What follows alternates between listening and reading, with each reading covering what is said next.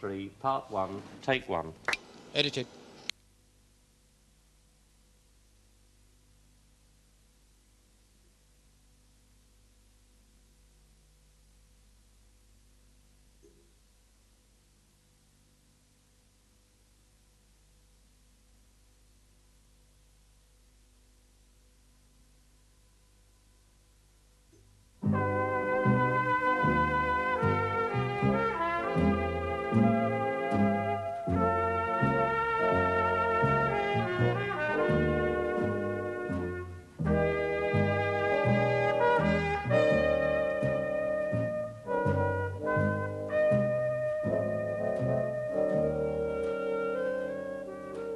Oh, yeah. We moved in last night, me and me nephew, Michael. I thought you might have heard the way news travelled in this street. No, I haven't. So I reckon we'll be giving you a lot of custom, because we're hearty eaters, us, you know. No rubbish, mind. We like good stuff, only the best. I'll try and remember that. There now, didn't I tell you? A truly grand lady. Good day to you. You know, what I'll do after I've had my dinner, I'll go down to Australia House and I'll get a big pile of them brochures. You know, I rather fancy myself as Big Daddy to 18 million bar lambs. Tell me it's not true. Well, I know you're going to miss me, Petal, but I think it's about time I give up this soft city living. I wonder if New Zealand's tough enough for me. That walking rubbish dump has just told me that he's moved into the Ogdens. Oh, didn't you know? No, I did not. Aye, him and Mike the Mick. Only don't call him that unless you want a knuckle sandwich, because I gather he's a bit touchy about Mick-type jokes. No sense of humour, these Irish. Not even Stan would be that daft. Well, fair dues he wasn't. Deirdre and Lucille, they lumbered him. Ah, that figures. They're evil enough, them two. By the time old Stan woke up, it was too late. He was well and truly lumbered. Got it in one. Will you go for the next question? Go on. Where's Dolly Dolores going to bunk down? Who? You know, the donkey, your little pal. Oh, no, they couldn't. Ah, right, cosy little pigsty that's going to be, innit? Ogden, them two, and Dolores. And just on the other side of that wall. Oh. Hey, do you want me to get you a couple of them emigrating brochures?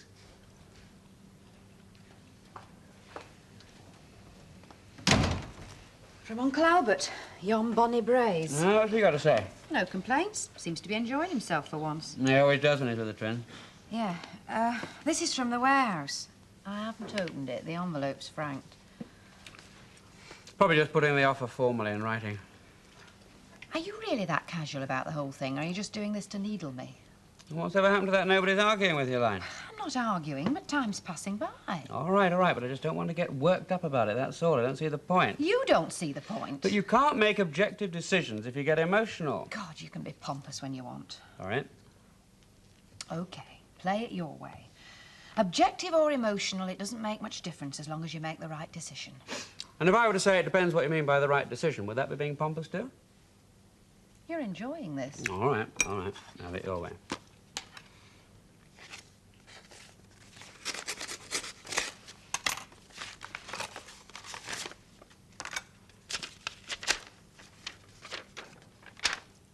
From Sir Julius. And? Read yourself. I see. So while he's away on the continent for a week or so, there's no hurry about you making up your mind. Well, there may not be any hurry as far as he's concerned, but I'm certainly not enjoying the suspense. Actually, there is, as far as he's concerned. That is just a very gentle way of putting the screws on. He's very politely telling me he wants a definite yay or nay by the time he gets back. He's entitled. Perfectly. I suppose you'd be bobbing off on trips like this, wouldn't you? If you got the job, he'd be bound to want you to go with him. Is that a plus or a minus? What do you mean? Well, from your point of view, husband earns very little but is home a lot, or husband earns a lot and is home very little. It's one of the options. Which would you prefer? Ken, there's more to it than that, and well, you know it. Yes.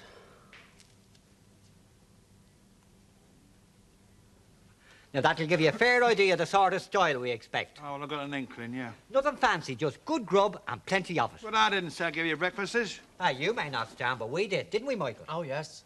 When? In the advert. Crystal clear. Yep. Look, we specified digs with HB, didn't we? Yeah.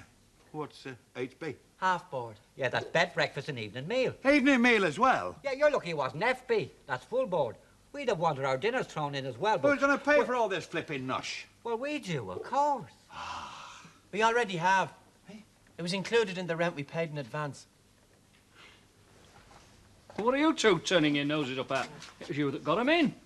It got him into Hoggies. And there the responsibility ends. Well, I thought you'd engineered the whole thing because you were short of local talent. Freaking with Deacon. Streaking with Deacon. Do us a favour, we'd rather take the veil. All 7 of them. I mean, apart from his more obvious repulsiveness, he's more her age than ours. Oh, well, tar. Excuse me while I go and boot myself in for hormone treatment. Apart from which, we don't go for dirty doms. Doms? Dirty old men. Only dirty young uns. Well, doesn't his nephew fit the bill? We didn't mean that dirty. The girls were only trying to do you a bit of good. If they'd taken me to the top of the CIS building and dropped me off, it couldn't have been worse. Oh, those who can do, and those who can't talk. Is that quite... Accurate? No, it's those who can do and those who can't teach, actually, but either way it applies. To you? Of course. You know, I've always thought that that was a very glib saying and spiteful. I don't know. I think it's quite accurate, really, if you analyse it. I mean, the doers do something, don't they? Something concrete. I mean, a purpose achieved at the end of a given amount of time. Teachers, what? Imparting the same information over and over again to a varying succession of faces with a varying degree of success. Wouldn't you say that about sums it up? And you think that you could contribute more from the other side of the big executive desk and get more? Money is not a dirty word, Mrs. Walker. There's nothing illegal, indecent, or immoral about wanting the better things in life. Well, whatever you decide, I'm sure you'll make a success of it, Kenneth. Well, I wish I'd got your confidence in me, Mrs. Walker. There's no wrong with them. Nowt if you've got tiny little short legs like you have. But if you've got blooming 6-foot clothes props like I have. Small. Why don't you look at the size before you took them? 1, on account of I'm illiterate and I can't read bit words like small. And 2, on account you two come off the flipping shelf and wrapped them up for me. Well, I was listening to Alf going on about Dirty Deacon Jr. His name's not Deacon, is it? He's Tommy's nephew, not his son. I don't care if it's Fitzgerald Carruthers. I'm very offended that Alf could even think of me in the same breath as him. Yeah, me too. Yeah, I'm very offended that he could think of me in the same breath as you and all. Well, he might not be that horrible. We never got a chance to have a close look at him. I've got as close as I want to, tar very much. 1 pair of tights, elephant size.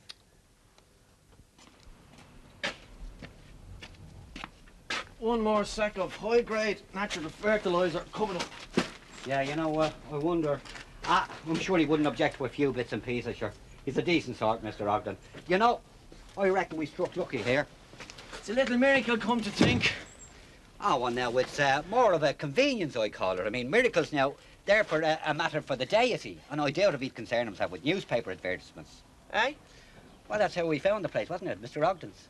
Oh, no, I mean, what comes out of them sacks? Oh. It's what's in them sacks helps roses grow, isn't it?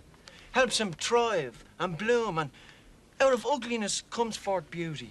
Aye, well, I suppose it is a miracle, yeah, looked at in that fashion. That's what nature's all about. Natural recycling, that's what that is. I bet there's nothing in the world that wouldn't be of benefit to something else, given thought. Aye. You know, you've got a head on you, and no mistake. If Ken got a seat on the board one day, we'd be more than satisfied. Well, it's not too unlikely a progression from being the chief's PA. It's more or less certain he's taking it, then. Well, he's got till a week on Friday to decide. Sir Julius wants to know the minute he gets back from the continent. Oh, well, he will. I mean, he'll want to tell how to know which socks and underpants to pack for him for his next trip. That's where a PA does chuck. You know, sort of right-hand man and general dog's body. Bit like a wife, really. Only slightly better paid.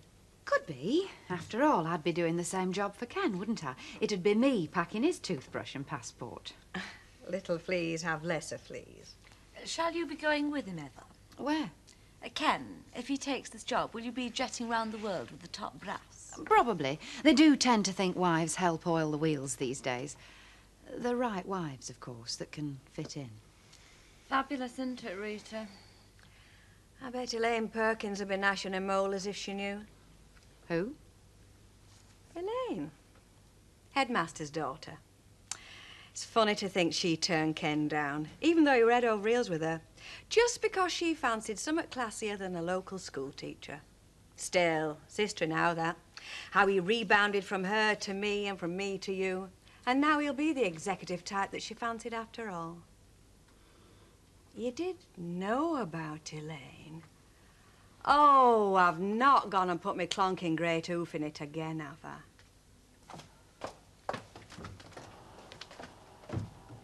You were a bit rough on her. I try my best. I've even defended her on occasions. But face facts, love. That swanky cow brings out the worst in me.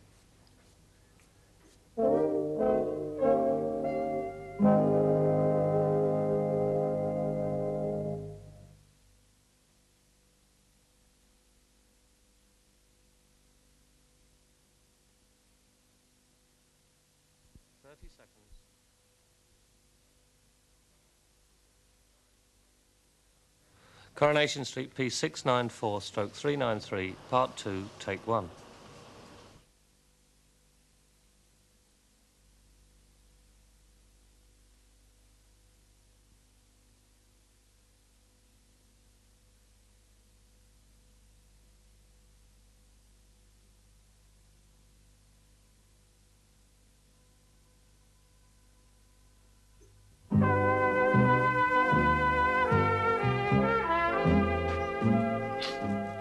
Hang on, greedy goats, hang on. Patience is a virtue, you know. See this? Jamaica rum flavoured. Yeah. Hey, you're not TT as well as a flea pit, are you? Still, you can't help ponging a bit in your job, can you, eh? Of course you can't.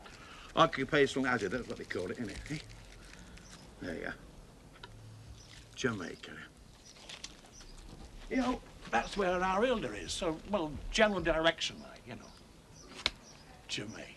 Blue skies, steel band, sunshine, fellas. Though, of course, our elder doesn't bother with fellas. That's her old heart. So it's a hell of a long way off, though, isn't it? Eh? She's out there with who knows who. Oh, there's flipping jump! Tommy! Tommy! I thought a little trip at wit. Take him to the fair or something, you know. He's a monster for big wheel, Terry. You still right, Sen? Oh, yeah. Spasmodic. You know what kids are? Oh, do I not? Well, he gets on OK with his foster parents. He likes them and that. Just don't think he's got anyone to talk to, that's all. Well, at school? Oh, again, he's got friends, but no one to talk to. I know what you mean. I thought you might. Any road, for some reason, he does seem to think he can talk to me, and I can't honestly think why. I mean, I can't have given him much cause for thinking well of me. Well, he trusts you. People don't need a list of reasons, particularly kids. Trusted you. Oh, yeah? He did. Oh, he'd play you up, but he'd listen all the same. Ah, just a big stick. Not the big stick at all. He admired you. He liked you. Oh, come on, don't go all bashful. A lot of them do. Yeah, you want to see the other side, the blank insolence, the graffiti on the loo walls, and the fence that they build up, complete with barbed wire on top, saying, I defy you to teach me a damned thing. How many of them are there, and how many Terrys? More of them. Well, I shouldn't think the future's got much to offer him now. I can see the signs. Couldn't care less, respects now, all that bit. Maybe if I could have seen him more, things might have been different. He could have been different. Terry. Brought him up from practically a baby, remember? He's not a yobbo, but now, much as I hate to admit it, kid's borstal fodder. Well, how could he be different? Oh, you're the expert. I'm not even a mother. I mean, you couldn't keep him with you. It wasn't your fault. You mustn't blame yourself. We just drifted into his life and drifted out of it again, you and me, didn't we? Circumstances? Oh, yeah. That's the name of the game.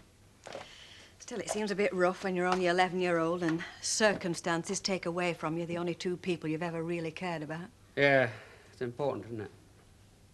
What do you think? Me? Well, I knew that you were, to be honest, that you were very fond of him, but... But not the sort to go on pining. One door closes and another door. This is people, Ken. Oh, one time you'd have been dead right. But the older I get, the more I realise the only thing that really counts is people. It's like money. You never really miss it till you've had it. But worse. Much worse. Sure, didn't I tell you it's only temporary? How long's temporary? Till we get it shifted. When's that? Well, when we flog it. Next Preston Flipping Guild. In the meantime, I've got a muck midden in my backyard, haven't I? That's not muck. That's good quality natural fertiliser. Guaranteed. Guarantee get me lynched by Maggie Cake for 6. Well, You can tell her it's hygienically wrapped in plastic bags. It comes into the yard that way and it goes out that way, with never a hint of nothing nasty. I'm not going to tell her it's there. I'm not going to stick my head in the lion's mouth, am I? She'll find out when the wind changes, won't she? A good healthy smell never hurt nobody. Sure, it's natural. And so are lots of other things, too, but not in my flipping backyard. Look, I'll give you me word, Stan. That lot will be shifted by tomorrow. I'm a businessman. I don't want to have stock lying idle. Well, it doesn't pay, does it? Listen, they say where there's muck, there's money. So I suppose I've got a gold mine in my backyard, have I? So you have, Stan, so you have. Me and Michael will turn a nice bob or two out of that lot. Wait till you see. When you flog that flipping muck. Aye, beauty, Stan, is in the eye of the beholder. Hey, Michael, will you shift yourself and come out of the bathroom? Mr. Ogden's got your supper ready. Worse than a girl. Titivating. Hey? Sir Julius won't be back till next week. No, but when he does get back, this will be on his desk waiting for him. Now read it.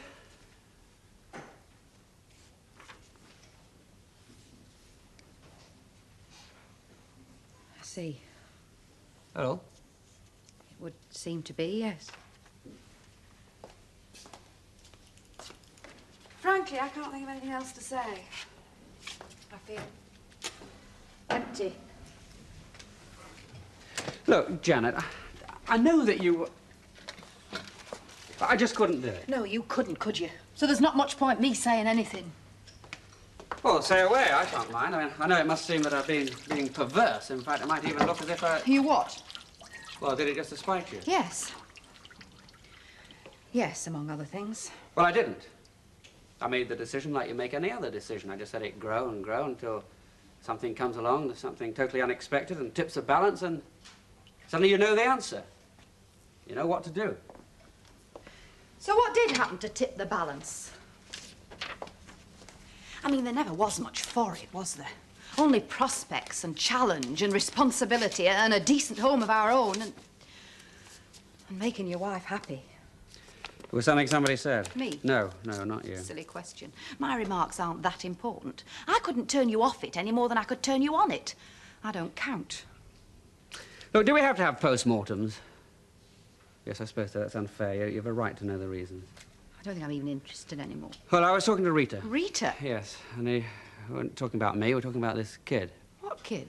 And Rita really was talking about herself, and I suddenly discovered that I was talking about myself, and the undergrowth just fell away, and I knew what to do. There was no contest. No contest. Look, why don't we skip supper tonight and go out somewhere nice and quiet, somewhere neutral, and I'll try and explain it all over a drink. Well, at least let's try and talk about it.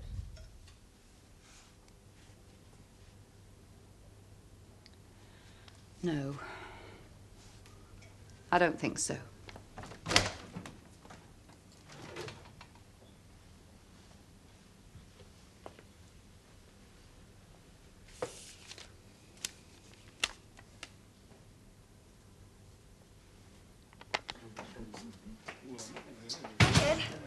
It's red.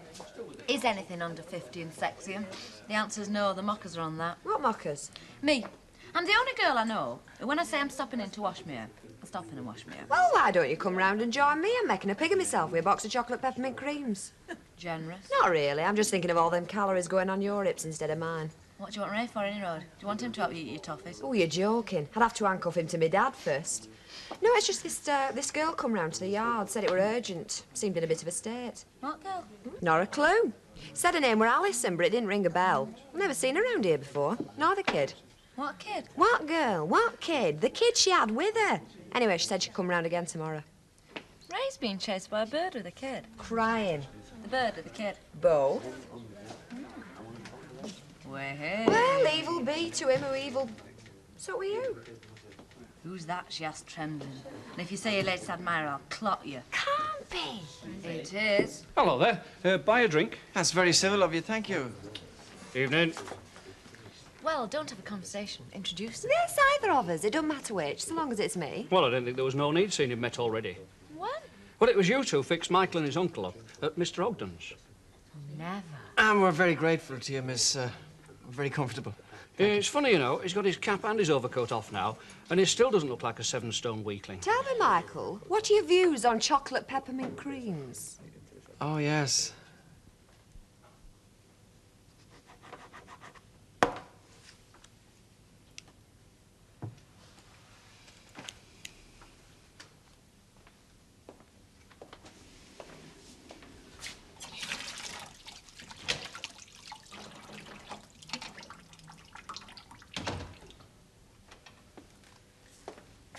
Well, are we going out then? Is there any we? Thought we could talk. Well, we can't, can we? We can swap words, but I'm beginning to think that's all we've ever done. No? Yes. We've never really exchanged anything, have we? Not ideas, opinions. Certainly not love. Affection? Affection. Well, we never kidded ourselves that we were wildly in love, did we? I mean, that's the sort of game you want to play. Whatever I wanted, I didn't get it, did I, Ken? And I didn't exactly come out the winner, either. Games are we talking about? Battles? Marriage is neither. It's both. But it should be a hell of a lot else besides. Shouldn't it? Oh, Janet. What's the good? All our discussions end the same way. You return to your own entrenched views. And you? All right, I do too. But do you ever make the slightest effort I like to think so. Oh, I'm sure you do. I'm sure all husbands do. It's a two-way thing. I've tried. If I could have understood, I might have gone along with you, perhaps. But you make it more than difficult. I'm not blind, you know. I'm not entirely stupid. I know that you wanted me to take that job, and I know your reasons. In fact, a lot of them were my reasons, too, but... I mean, I like money as well, you know, and all the things it can buy. I mean, good heavens, I'm no starry-eyed idealist. I'm just as much a victim of the consumer society as the next man. There was more to it than just the money. Yes, responsibility. Well, I've got that now. Security, I've got that, too. More so in the teaching profession than in the big world of business. You were scared. Scared of throwing out what I'd already got and finding I'd gained nothing. Oh, come on. You could have always gone back to teaching if it hadn't worked out. Was a failure? Is your pride that important it won't risk even the smallest dent? No, but self-respect is. Suddenly you'd lose that, would you? Soiling your lily-white hands in the dirty world of business. Cut it out, Janet. Yes. Well, there's not a lot more to say, is there? I mean, we're not too badly off. It's not exactly as if we're on the breadline. And as Mr. Perkins said, a headship isn't all that remote a possibility. Mr. Perkins. Elaine's father? She's the one you should have married, isn't she, Ken? No, that was a long time Not ago. that long. Just before you met me, I gather. A classic case of on the rebound. Oh, we would never... Pretended to be in love? No, you did just make that point. Well, you couldn't have, could you? Not so soon after going through the real thing. It's got nothing to do with her. It's got everything to do with her. And with Val and with everybody you've ever cared about. I was only ever a very poor second, a substitute, a computer wife. Fitted into the slot because I happened to have the right qualifications. Well, most of them. Well, you seemed to at the time. The twins. Yes, I've admitted I deceived you about them, about wanting them with us. But didn't you deceive me just as badly? Not by what you put into the relationship, but by what you left out. All right, I put on an act about the twins, but the rest was genuine. I did. I loved you. Oh, not teenage in love, perhaps, but quietly, in my own fashion, I think I loved you. Enough to want to spend the rest of my life with you anyway, making a home for you, making you happy. Go on, say it. I've got a very funny way of making you happy, but I could have. If we did it your way. We could have had a good life together. What I couldn't see was this cold, impregnable wall. It's there inside you, shutting me out, shutting in the memory of Val, Elaine, and I don't know who else. There's no one else. Anyway, they're inside with you. And I'm outside. And always was. Isn't that right, Ken? Did it ever really matter that much, even at the very beginning? No. Well, that's why we can't talk. Not now. Not ever. We can't even touch each other. This isn't a post-mortem on the job, Ken. It's a post-mortem on our marriage. Janet. You despise me. No, I don't. All my trivial aspirations and keeping up with the Joneses. But my materialism was the only thing I had, the only bricks I had to try and build anything with when I began to realize fairly soon there was precious little else. Friendship? If you can't accept affection. Not affection. Habit. And were we ever friends? I don't despise you, Janet. I like and admire you. I admire your strength and your honesty. What honesty? Well, there you are, you see. You know yourself. That's a great compensation.